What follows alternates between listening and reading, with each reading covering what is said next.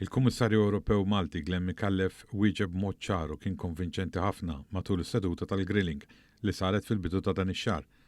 Dan joħroġ minn ittra ta' evalwazzjoni mill-Kumitat tal-Parlament Ewropew li ġiet ippubblikata issa li spiċċa l-proċess biex jingħaqad it-tim ġdid tal-Kummissjoni Ewropea li se tibda topera mill-ħadd li ġej l-ewwel ta' Diċembru.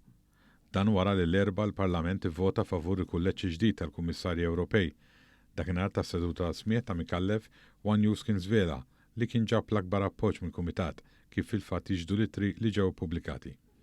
Il-Kumitat tal-Parlament Ewropew immexxi minn Nela Ril sostna li nominat Malti qasam ħsibijiet u l-idea tiegħu dwar is-suġġett u kif se jikkontribwixxi għall-iżvilupp tal-proġett Ewropew. Intqal li Mikallef wara impenn sħiħ brabta mal-valuri tad-diversità, is-solidarjetà, id-demokrazija, l-ugwaljanza bejn is-sessi u l-inklużjoni soċjali. Dan fil-waqt li fil-grilling ta' 3 sigħat Glenn Mikallef wieġeb il-mistoqsijiet kollha b'mod ċar u wera kemm hu ntis fis-suġġett kompletament bil-maqlub ta' dak li insinwa l-Partit Nazzjonalista u l-forġini tiegħu.